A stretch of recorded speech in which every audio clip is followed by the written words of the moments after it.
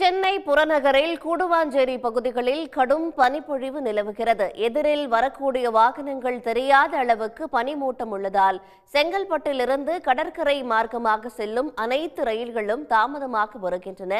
கூடுதல் விவரங்களை தருகிறார் நமது செய்தியாளர் சூரியராஜன். ரயில் நிலையங்களுக்கு ரயில்களின் வருகை எந்த அளவுக்கு தாமதமாகி இருக்கு? பனிமூட்டம் எந்த அளவு காணப்படுது? விவரங்கள்.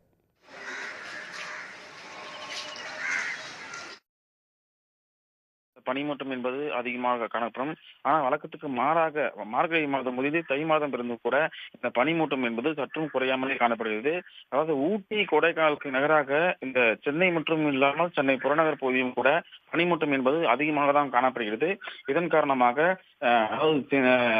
தேசிய நெடுஞ்சாலைகள் மட்டும் இல்லாமல் ரயிலிலும் கூட பனிமூட்டம் என்பது அதிகமாக காணப்படுகிறது. அதாவது செங்கல்பட்டு சென்னை நோக்கி செல்லக்கூடிய இந்த கடற்கரை நோக்கி செல்லக்கூடிய ரயில் அனைத்துமே தாமதமாக தான் செல்லுது.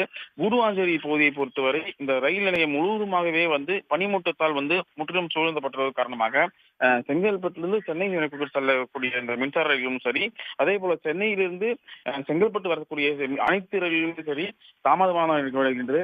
இதனால் ரயிலில் செல்லக்கூடிய பயணிகள் மிகவும் ஒரு அவதிக்கு உள்ளாகின்றனர். சூரியராஜன், விவரங்களை வழங்கியமைக்கு நன்றி. உடனுக்குடன் செய்திகளை தெரிந்து கொள்ள சன் நியூஸ் பெல் ஐகானை கிளிக் பண்ணுங்க.